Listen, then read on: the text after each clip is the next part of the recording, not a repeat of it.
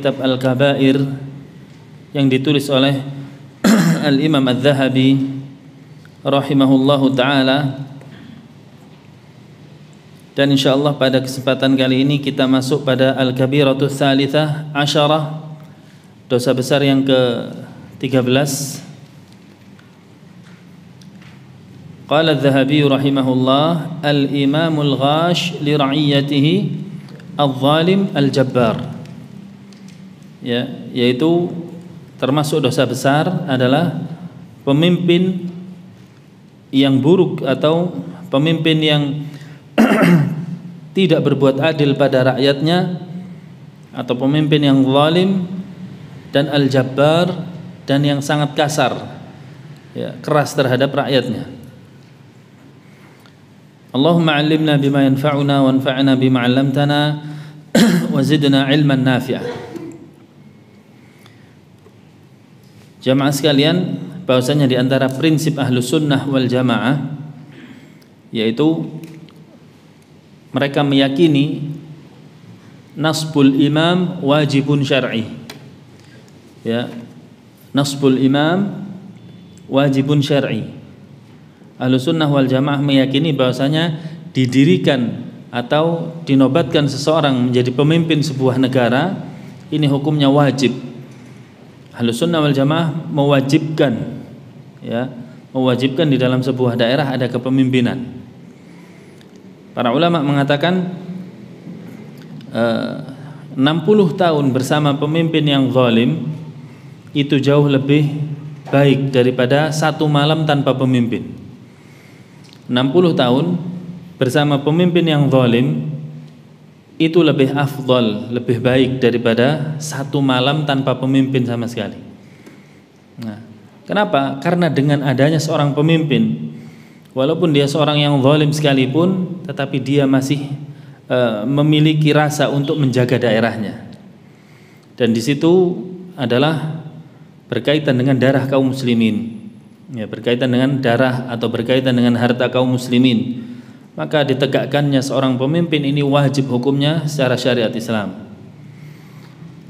Kemudian ketika kita sudah mengatakan tegaknya pemimpin itu wajib, kemudian yang kedua, tidak ada pemimpin atau tidak dianggap seorang pemimpin melainkan harus beserta dengannya as-sam'u wat ta'ah. Beserta dengannya ada dengar dan taat. Ya.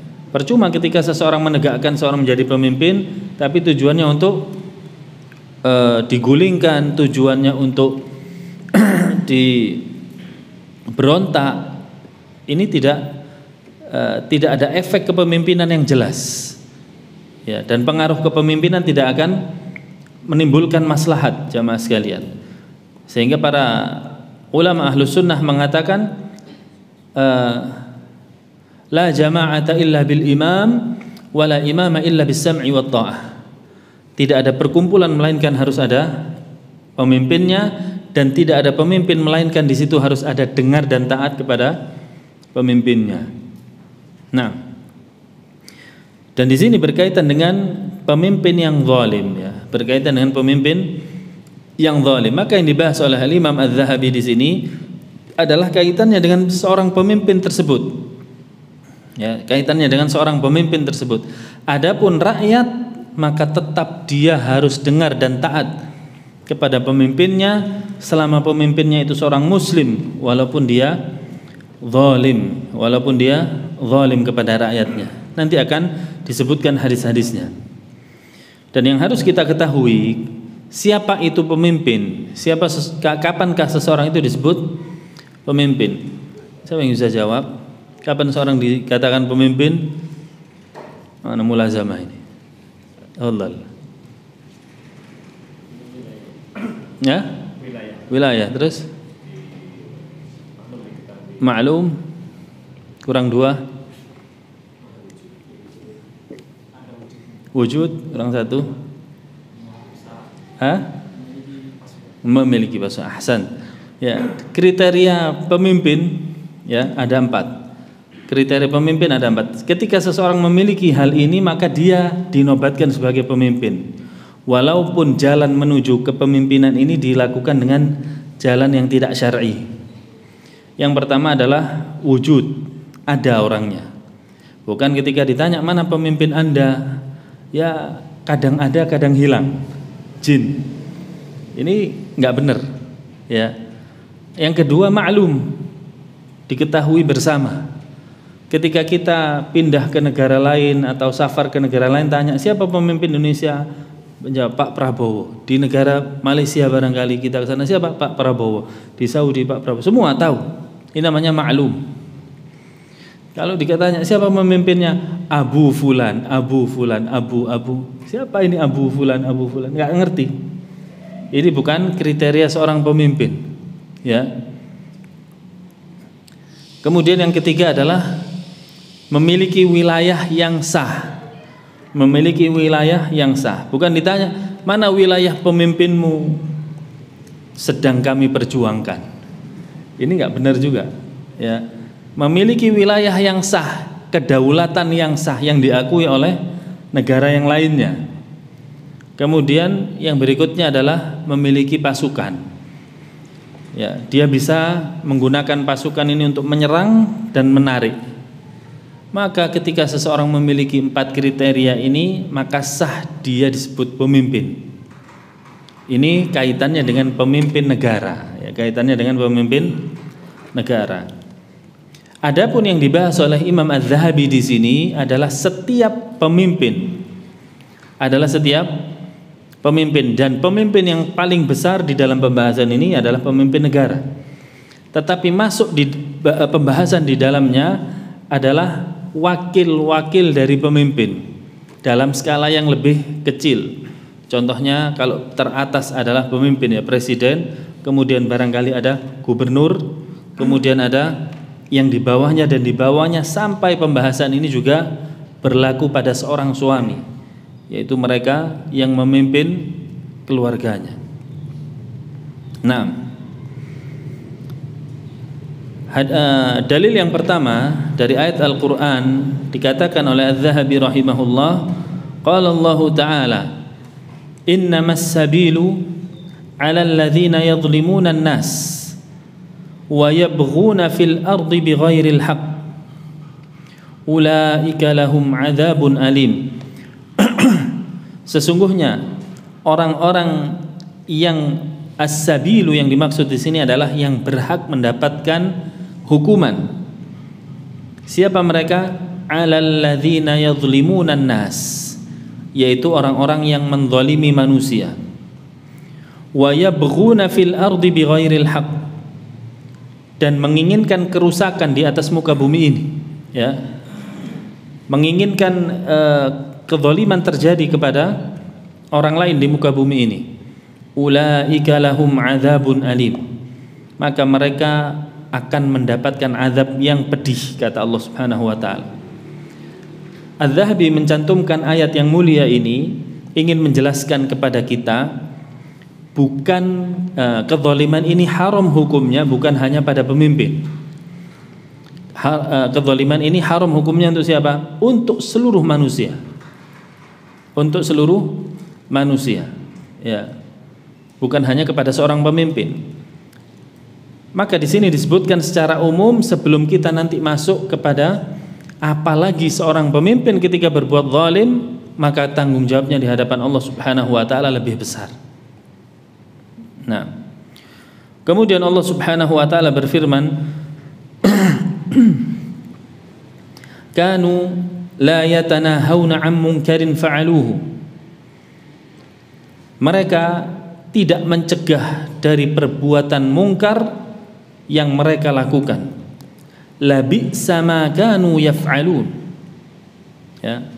Sungguh sangat buruk sekali kanu yaf'alun atas perbuatan mereka ini. Ikhwan fiddin rahimani wa rahimakumullah. Agama Islam diangkat dengan satu sikap yang sangat besar, yaitu amar ma'ruf nahi mungkar. Ya, agama Islam ditegakkan dengan salah satu simbol atau sikap yang sangat besar, yaitu amar ma'ruf nahi mungkar, mengajak kepada yang baik dan mencegah kepada mencegah dari yang mungkar. Dan sikap ini, amar ma'ruf nahi mungkar ini, yang paling tinggi bisa melaksanakannya siapa? Paling mudah pemimpin. Yang paling mudah bisa mencegah rakyatnya untuk berbuat zalim, mencegah rakyatnya berbuat mungkar dan memerintahkan mereka berbuat baik, ini adalah pemimpin. Oleh karenanya Rasul sallallahu alaihi wasallam di dalam riwayat Abu Sa'id Al-Khudri, beliau bersabda, "Idza ra'aita minkum munkaran falyughayyirhu biyadihi." Barang siapa di antara kalian yang melihat kemungkaran, maka ubahlah dengan tangannya. Siapa yang mengubah dengan tangan ini? Yang punya kekuasaan, yang punya kekuatan. Dialah pemimpin. Disebutkan pertama kali oleh Rasul sallallahu alaihi wasallam. Fa in lam yastati', jika tidak mampu demikian, tidak punya kekuasaan, maka fa bilisanihi, maka dia harus amar ma'ruf nahi mungkar dengan lisannya. Fa in lam yastati' fa biqalbihi, jika tidak mampu lagi maka dengan hatinya, diingkari dengan hatinya. Syahid atau pembahasan inti dari hadis ini adalah seorang pemimpin dianggap oleh agama ini adalah orang yang harusnya di garda depan di dalam amar ma'ruf nahi mungkar. Tapi di dalam ayat ini disebutkan kanu la yatanahawna 'am munkarin fa'aluhu. Mereka tidak mencegah kemungkaran yang diperbuat oleh rakyatnya. La bi'sa ma kanu yaf'alun. Sungguh sangat buruk sekali perbuatan mereka ini. Ya, maka salah satu tanda keimanan adalah merasa marah ketika melihat maksiat. Salah satu tanda keimanan adalah merasa marah atau bersikap dengan sikap yang tidak ridho ketika melihat apa? Kemungkaran. Ketika seseorang melihat kemungkaran kemudian dibiarkan, ya, apalagi justru dimunculkan kemungkaran untuk menggapai motivasi dunia tertentu, ini dipertanyakan keimanannya, ikhwan. Ya, dipertanyakan keimanannya.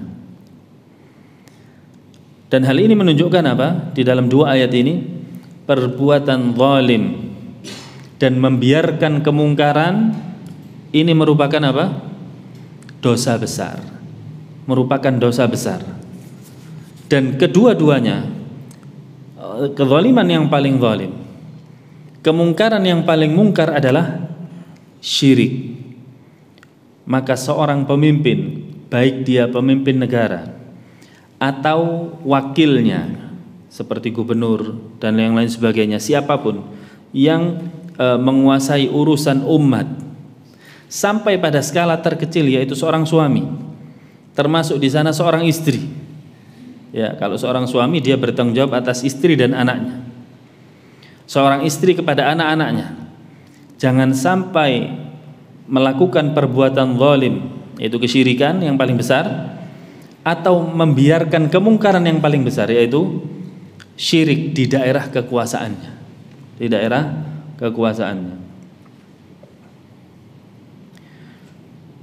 Riwayat berikutnya, qala adz-Dzahabi rahimahullah, wa qala an-nabiy sallallahu alaihi wasallam, dan Nabi sallallahu alaihi wasallam bersabda, kullukum ra'in, kullukum ra'in, setiap kalian adalah pemimpin. Setiap kalian sampai pada bilangan yang terkecil adalah keluarga, termasuk suami, ya, untuk anggota keluarganya, istri untuk skala yang ada di rumah suaminya, sampai pada diri kita sendiri adalah pemimpin. Diri kita sendiri adalah pemimpin bagi nafsu kita. Diri kita sendiri adalah pemimpin bagi nafsu kita, dan semuanya akan dimintai pertanggungjawaban oleh Allah Subhanahu wa taala. Nabi sallallahu alaihi wasallam bersabda, kullukum ra'in, setiap kalian adalah pemimpin, wa kullukum mas'ulun an ra'iyatihi, dan setiap kalian akan dimintai pertanggungjawaban atas rakyatnya. Walaupun pada skala yang terkecil dan paling kecil adalah diri kita sendiri, pemimpin bagi jiwa kita. Apakah kita mengarahkan jiwa kita kepada selain jalan Allah, atau kita mengarahkan jiwa kita ke jalan Allah. Semuanya akan dimintai pertanggungjawaban oleh Allah Subhanahu wa taala. Hadis yang mulia ini jamaah sekalian menunjukkan juga kepada kita, jika kita merasa tidak mampu, ya, jika kita merasa tidak mampu untuk menjadi pemimpin dalam sebuah program barangkali, atau sebuah komunitas, atau sebuah skala yang lebih besar sampai negara sekalipun, maka jangan sungkan-sungkan untuk menolak, katakan tidak karena saya tidak mampu. Kenapa? Ketika ditanyakan demikian, katakan kullukum ra'in aw kulluna ra'in, setiap kita adalah pemimpin dan setiap pemimpin akan dimintai pertanggungjawabannya oleh Allah Subhanahu wa taala. Wallahi, ketika kita dimintai pertanggungjawaban oleh makhluk, ada laporan bulanan barangkali, ya, atau laporan tahunan, bagaimana persiapannya? Luar biasa, persiapannya sangat detail. Bagaimana kita ketika kita menghadap Allah Subhanahu wa taala, yang mana sifat persidangan Allah Subhanahu wa taala itu disebutkan di dalam Al-Qur'an, salah satunya apa? Yaitu ahsahullahu wa nasu. Allah akan mengingatkan sesuatu yang kita sudah lupa. Kita sudah lupa, tapi Allah ingatkan. Ya. Dan sifat hisab pada Allah Subhanahu wa taala sangat rinci. Sifat hisab pada Allah Subhanahu wa taala sangat rinci.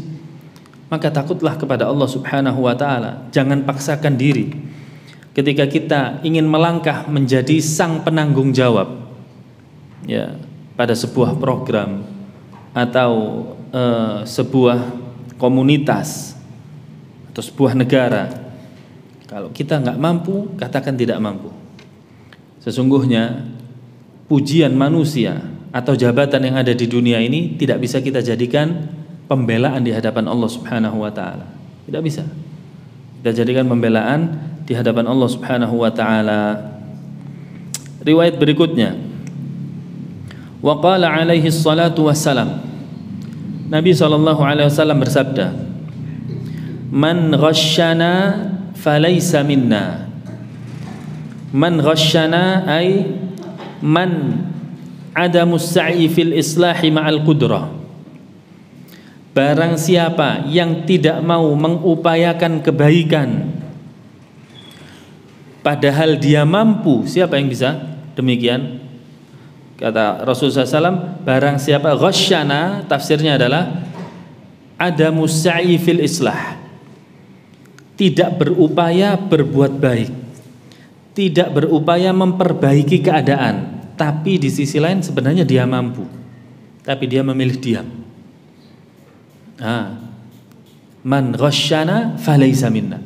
Barang siapa yang tidak berupaya memperbaiki padahal dia mampu. Contohnya apa? Kalau keluarga, siapa yang dikategorikan demikian? Suami. Ya, padahal dia mampu. Seorang suami di dalam keluarga namanya kepala keluarga, betul? Kepala keluarga. Kemudian ketika ada penyimpangan atau maksiat yang dilakukan oleh istrinya, dia mengatakan, biar saja Ustaz, ya. Kita harus lemah lembut katanya. Bahwasanya perempuan itu gampang patah dan lain sebagainya. Intinya dia lari dari amar ma'ruf nahi mungkar padahal dia mampu di sana. Ini termasuk ghish, perbuatan apa? Ghish.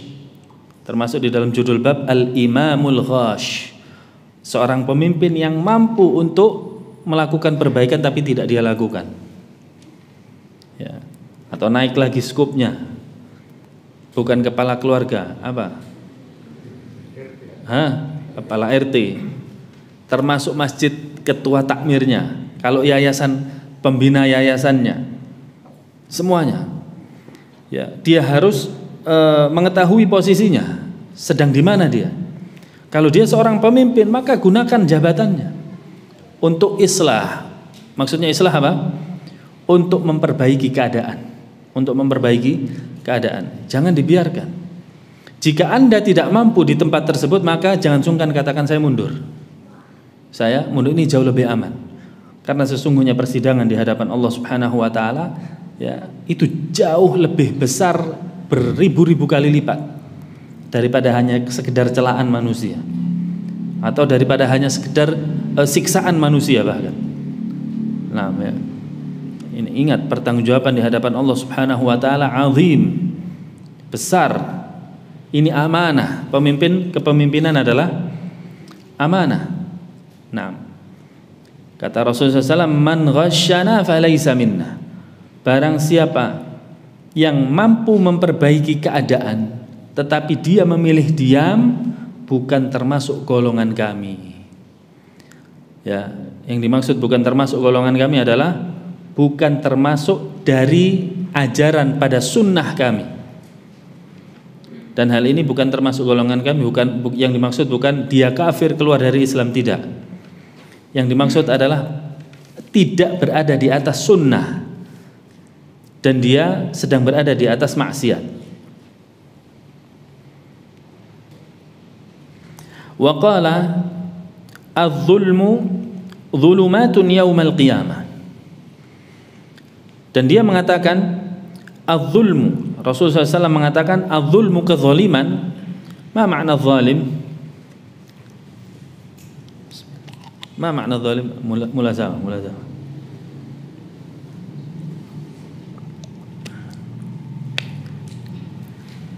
Zalim. Kalau nggak bisa jawab zalim karena sudah diajarkan. Ahsan, ya. Wad'u syai' biduni mawdi'ihi. Meletakkan sesuatu tidak pada tempatnya. Ya. Maka ini secara umum. Detailnya termasuk meletakkan sesuatu tidak pada tempatnya adalah mengurangi hak, ya, mengurangi hak atau menghalangi hak seseorang yang harusnya dia mendapatkannya. Yang ketiga, atau melebihkan hak satu orang, berarti melebihkan hak satu orang dengan mengurangi yang lainnya. Contohnya, seorang suami punya dua istri. Dia lebih cinta kepada istri yang kedua barangkali. Dia lebihkan haknya tetapi dengan mendolimi istri yang pertama, zalim. Dengan mengurangi hak istri yang pertama, maka dia zalim. Tetapi jika dia melebihkan tapi yang lainnya tidak dikurangi haknya, maka ini perbuatan baik, ya, perbuatan baik. Rasul sallallahu alaihi wasallam mengatakan adz-zulmu dzulumatun yaumal qiyamah. Kezaliman ini ada dua tafsir dari para ulama. Penafsiran yang pertama, adz-zulmu dzulumatun yaumal qiyamah ala dhahrin nas. Kezaliman ini adalah kegelapan pada hari kiamat. Di saat manusia pada hari tersebut membutuhkan cahaya Allah Subhanahu wa taala, maka Allah hilangkan cahaya tersebut pada orang-orang yang berbuat zalim. Penafsiran kedua, bahwasanya zulumat adalah syada'id indal qurb. Kondisi yang sangat membutuhkan, kondisi yang sangat pelik pada hari kiamat. Ya. Kondisi yang sangat membutuhkan bantuan. Ya, dan dikatakan oleh Syekh Sulaiman Ar-Ruhaili dua-duanya makna ini bisa dipakai. Dan kondisi orang yang zalim pada hari kiamat akan mengalami kegelapan, dan juga di dalam kegelapan tersebut dia mengalami kondisi yang keras, kondisi yang pahit, kondisi yang sangat membutuhkan bantuan. Bayangkan, orang kondisi membutuhkan bantuan, kemudian ditambah lagi tidak ada cahaya padanya. Dan ini didapat pada orang-orang yang berbuat zalim. Dan zalim ini adalah lawan dari adil. Zalim lawan dari adil. Kalau adil menempatkan sesuatu pada tempatnya. Waz-zulmu salasatu anwa'. Dan zalim ini ada 3 macam. Zalim ada 3 macam. Yang pertama, zulmun azim. A'zamuz zulm. Kezaliman yang paling besar mahwa asyirik. Kezaliman yang paling besar adalah syirik, karena pelakunya yaitu meletakkan sesuatu tidak pada tempatnya berkaitan dengan hak Allah. Berkaitan dengan hak Allah. Ya. Yang kedua,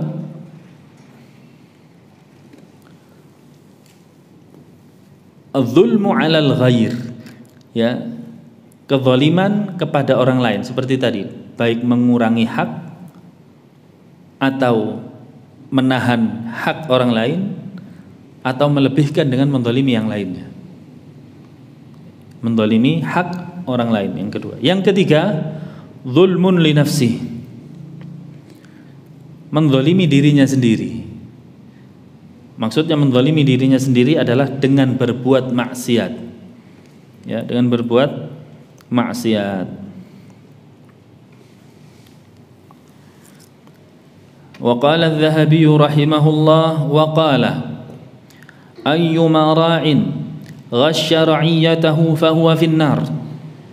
Riwayat Al-Bukhari, riwayat Al-Jami' As-Saghir. Rasul sallallahu alaihi wasallam bersabda, ayyuma ra'in, setiap pemimpin mana saja, ghashya ra'iyatahu, dia mengkhianati rakyatnya, yaitu dengan meninggalkan rakyatnya, tidak memperbaiki, bahkan tidak segan-segan dia untuk menzalimi rakyatnya dengan mengambil haknya atau menahan haknya atau mempersulit urusannya, segala sesuatunya, fahuwa finnar, maka tempatnya adalah di neraka. Maka tempatnya adalah di neraka. Jika dia muslim, maka lafadz finnar di sini tidak kekal, tetapi dia masuk neraka dalam jumlah waktu yang sangat lama. Wa qala, dan Nabi sallallahu alaihi wasallam bersabda, man istar'ahu Allahu ra'iyatan lam yuhitha binushin illa harramallahu alaihi al-jannah. Barang siapa yang Allah berikan amanah untuk memimpin sebuah rakyat, barang siapa yang Allah berikan amanah untuk memimpin rakyat, lam yuhitha binushin, tetapi dia tidak maksimal di dalam memperbaiki rakyatnya. Anda perhatikan, ini juga termasuk skala yang kecil sampai skala yang besar, termasuk keluarga. Kalau kita membahas keluarga barangkali di majelis ini, ya, barang siapa yang menjadi kepala keluarga kemudian dia tidak memperbaiki keluarganya dengan benar. Apa batasan memperbaiki keluarga? Pertama, job deskripsi kepala keluarga yang pertama apa? Menghindarkan keluarganya dari api neraka. Allah Subhanahu wa taala berfirman, ya ayyuhalladzina amanu qu anfusakum wa ahlikum nara. Wahai orang-orang yang beriman, selamatkanlah diri kalian dan keluarga kalian dari api neraka. Ini job deskripsi pertama sebelum mencari ma'isyah. Sebelum mencari ma'isyah, baru job deskripsi yang kedua adalah memperhatikan ma'isyahnya, ya, memperhatikan ma'isyahnya. Allah Subhanahu wa taala berfirman, ya, di dalam surat Al-Baqarah, ini adalah yang wajib dihadirkan oleh kepala keluarga. Wal walidatu, Al-Baqarah ayat 233, wal walidatu yurdi'na auladahunna haulaini kamilaini liman arada an yutimma ar-radha'ah. Ya. Dan ibu-ibu yang menyusui anak-anak mereka haulain kamilain, pada 2 tahun lamanya, liman arada an yutimma ar-radha'ah, bagi mereka yang menginginkan sempurna di dalam masa menyusui. Wa 'alal mauludi, dan bagi anak yang dilahirkan, lahu rizquhunna wa kiswatuhunna bil ma'ruf. Allah mengatakan wajib untuk memperhatikan rizquhunna, Ini masuk di dalamnya adalah rizki berupa makanan, kemudian rizki berupa tempat tinggal. Rizki berupa makanan dan rizki berupa tempat tinggal. Wa kiswatuhunna, kiswah maksudnya pakaian ya, sandang, pangan dan papan. Ini yang diperhatikan. Ini penting ya, ini job deskripsi siapa? Seorang suami. Seorang suami. Yang pertama adalah menghindarkan keluarganya dari azab Allah Subhanahu wa taala. Yang kedua memperhatikan kebutuhan primernya, sandang, pangan, papannya. Kemudian baru setelahnya dan setelahnya. Kembali ke hadis ini, lam yuhitha binushin, kemudian sang pemimpin tadi tidak berbuat baik dengan rakyatnya, tidak memperbaiki kondisi rakyatnya. Apa yang terjadi? Illa harramallahu alaihil jannah, maka Allah Subhanahu wa taala haramkan dia masuk surga. Di dalam riwayat lain disebutkan lam yarah raihatal jannah, dia tidak akan mencium bau surga. Ya, ini penting, terutama bagi seorang suami ketika dia melihat hal-hal yang keluar dari jalan Allah Subhanahu wa taala pada keluarganya, wajib bagi dia untuk memperbaikinya. Bukan mengingkari dengan hati, bukan. Ya, posisinya suami adalah mengubah dengan tangan. Mengubah dengan tangan, mencegah dengan tangan. Wa fi lafdhin, berkata Imam Az-Zahabi rahimahullah, dan di dalam lafaz yang lain, yamutu hina yamutu wa huwa ghashin li ra'iyatihi illa harramallahu alaihil jannah. Ketika seseorang meninggal dunia dalam kondisi ghashin, tidak menunaikan amanahnya untuk memperbaiki rakyatnya, illa harramallahu alaihil jannah, maka Allah haramkan dia atas surga. Na'udzubillah min dzalik.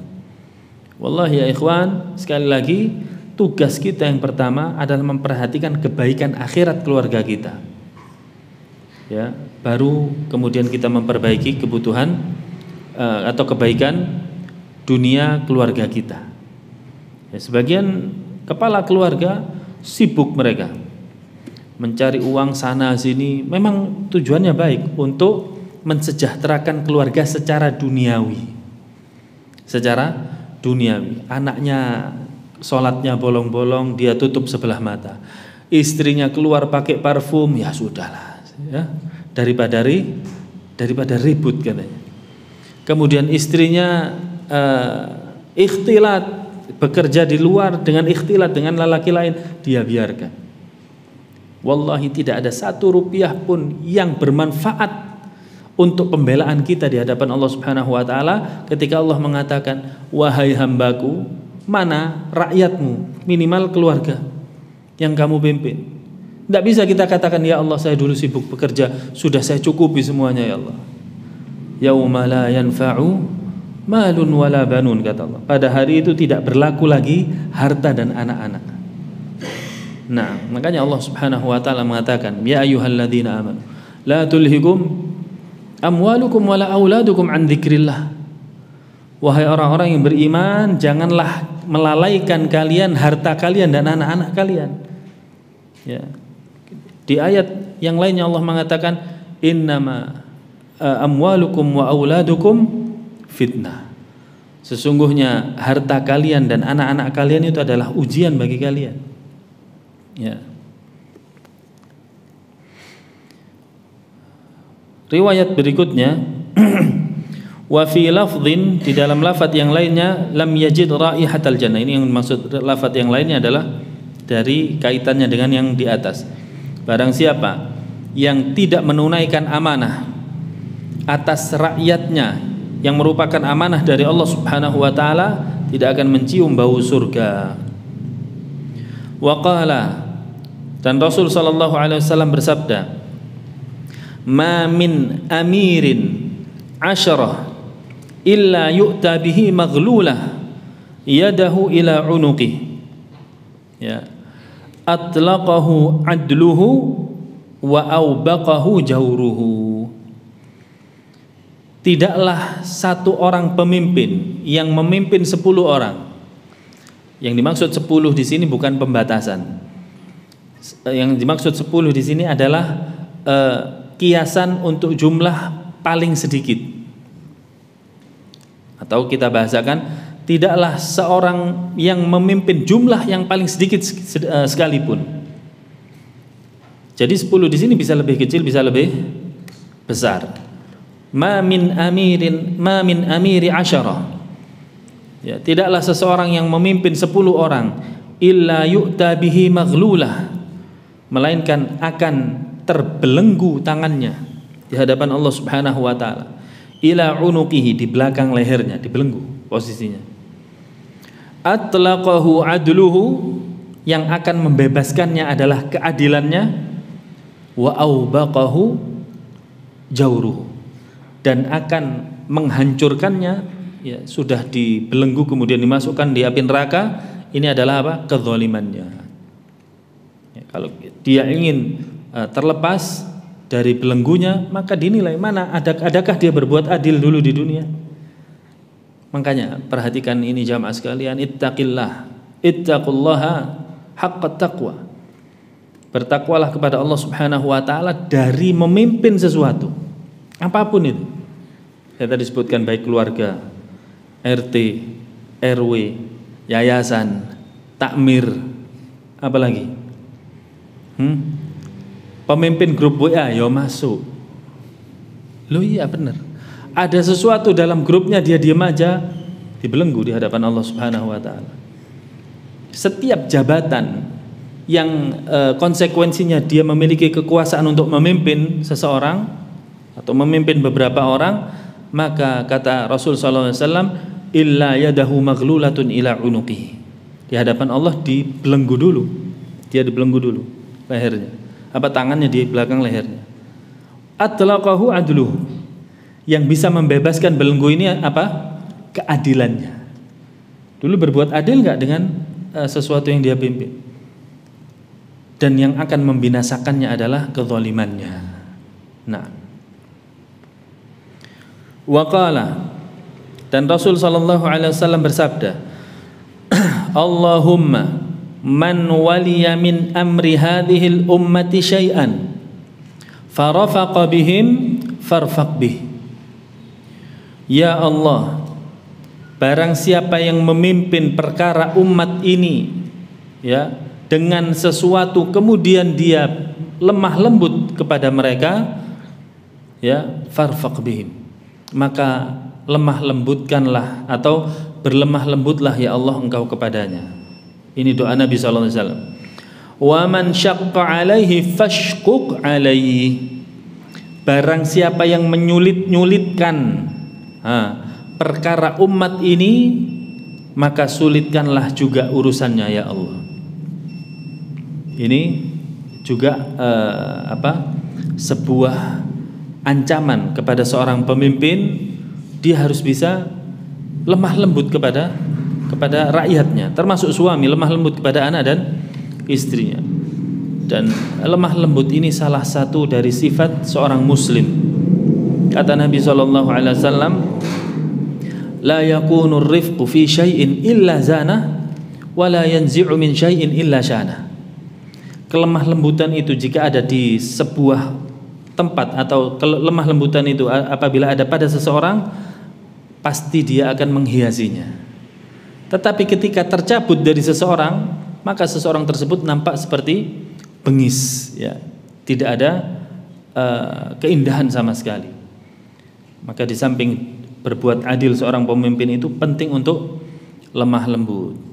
Begitu pula seorang dai, begitu pula seorang guru, seorang ayah, ya, terutama ketika memimpin umat yang heterogen, dia dituntut untuk lembut. Ya, termasuk imam sholat, dia seorang imam sholat bukan hanya dinilai dari bacaannya. Nah, kata Rasulullah SAW, aqra'uhum li kitabillah, yang paling baik bacaannya. Kemudian afqahuhum li sunnah, yang paling faham tentang sunnah. Ketika kita kumpulkan hadis yang lain, maka di situ juga terkumpul imam adalah sosok cermin bagi makmumnya. Ya. dari pakaiannya ketika mengimami manusia, kemudian lemah lembutnya, semua akhlaknya ini adalah menjadi contoh. Oleh karenanya ketika Rasul sallallahu alaihi wasallam berhalangan, yang maju jadi imam siapa? Abu Bakar As-Siddiq. Sesuai riwayat yang paling bagus bacaannya siapa? Kata Nabi sallallahu alaihi wasallam, barang siapa yang ingin membaca Al-Quran sesuai dengan yang diturunkan oleh Allah Subhanahu wa ta'ala, maka bacalah seperti bacaannya Ibnu Ummi Abdin. Siapa Ibnu Ummi Abdin? Ibnu Mas'ud. Ya. Maka bacalah Al-Quran seperti bacaannya Ibnu Mas'ud. Pernah ada riwayat Ibnu Mas'ud jadi imam? Ketika ada Rasulullah, ada yang siapa yang jadi? Abu Bakar. Abu Bakar terkenal dengan apa? Lemah lembut, rifq. Terkenal dengan lemah lembut. Karismatik sosoknya, bisa menjadi panutan. Kata. Wallahu taala alam, insyaallah sampai sini dulu materinya. Kita lanjutkan pada bulan depan insyaallah.